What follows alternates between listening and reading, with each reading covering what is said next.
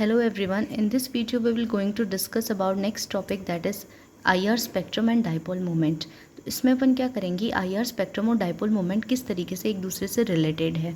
तो जो first point आता है वो आता है IR spectrum is shown only by those who have permanent dipole moment. ठीक है, यानी IR स्पेक्ट्रम सिर्फ वही कंपोनेंट्स या वही कंपाउंड मॉलिक्यूल शो करेंगे जिनका एक परमानेंट डाइपोल मोमेंट होगा। यानी कि dipole moment should not be equal to zero, mu की एक कोई डेफिनेट वैल्यू होनी चाहिए। Dipole moment alters after the absorption of radiation both in direction and magnitude. जैसे ही IR रेडिएशन को उसने एब्जॉर्व किया तो उसकी डाइपोल की मोमेंट की जो वैल्यू है वो चेंज हो जाती है डायरेक्शन और मैग्नीट्यूड दोनों में। Those molecule who does not have dipole moment like H2, N2, CO2 are IR inactive. यानी जिनका एक कोई भी डाइपोल मोमेंट नहीं होता, जिनका परमानेंट डाइपोल मोमेंट नहीं होता, that compound are IR inactive. For example CO2। तो CO2 की शेप क्या होती है, ये वाली शेप होती है, तो ये IR इनएक्टिव होगा क्योंकि इसका dipole moment is equal to zero है। इसको अपन सिंप्लीफाई फॉर्म में ये भी कह सकते हैं कि होमो डाई एटॉमिक मॉलिक्यूल जो होते हैं उनका डाइपोल मोमेंट जीरो होता है, जिसकी वजह से वो IR इनएक्टिव होते हैं। अब डाइपोल मोमेंट के बाद अपने पास नेक्स्ट क्वेश्चन आता है दैट इज़ हुक्स लॉ।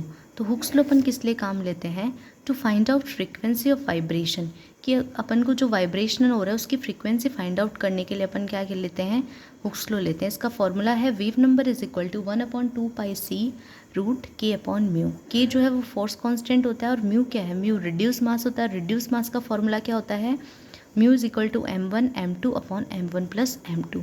और m1 और m2 क्या है, बॉन्डिंग एटम जो है उनके डिफरेंट मासेस है।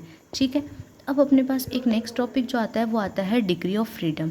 तो डिग्री ऑफ फ्रीडम की डेफिनेशन क्या होती है, the total number of variable use to define the motion of a molecule completely. यानी वो टोटल नंबर ऑफ वेरिएबल होते हैं जो क्या करते हैं, एक मॉलिक्यूल के मोशन को कम्प्लीटली डिफाइन करते हैं, उसको अपन कहते हैं डिग्री ऑफ फ्रीडम। तो टोटल डिग्री ऑफ फ्रीडम किसी भी कंपाउंड है उसकी जो होती है वो होती है 3n। और टोटल डिग्री ऑफ फ्रीडम तीन चीज़ों का कॉम्बिनेशन से बनती है, that is translational, rotational and vibrational.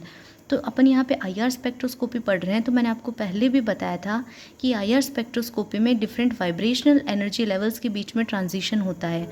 अब जब डिफरेंट वाइब्रेशनल एनर्जी लेवल के बीच में ट्रांजिशन होता है तो अपन यहाँ पे इन्हीं की स्टडी करेंगे। तो वाइब्रेशनल डिग्री ऑफ फ्रीडम क्या होती है, for linear molecule that is 3n-5।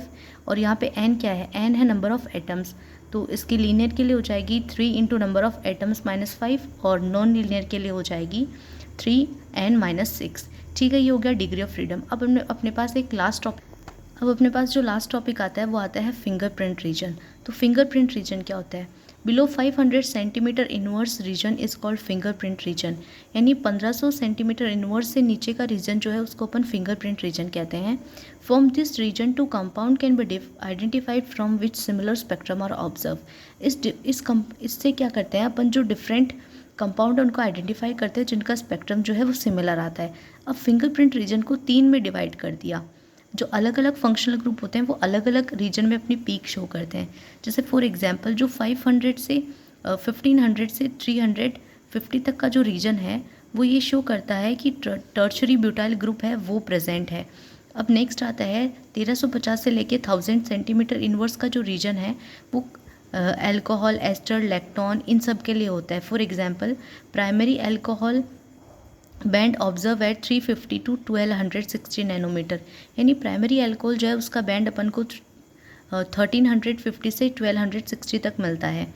Ester का जो है वो होता है 1050 सेंटीमीटर इनवर्स पे मिलता है। और जो थर्ड आता है that is below 1000 centimetre. In this region absorption band are due to cis और ट्रांस। इस रीजन में क्या होता है, सिस और ट्रांस की वजह से होता है। जैसे 700 जो होता है वो सिस के लिए होता है, और ट्रांस के लिए जो पीक ऑब्जर्व होती है वो होती है 970 to 960 centimetre inverse, and peak at 750 to 700 centimetre inverse represent the mono substituted benzene. तो ये अपन ने इस रीजन से ये भी शो कर लिया कि कौन सा फंक्शनल ग्रुप कौन से एरिया में पीक शो करता है। अब लास्ट जो इसके टॉपिक्स हैं वो थ्योरेटिकल पोर्शन है, तो वो आप बुक से देख लीजिए। Bye bye, thank you all.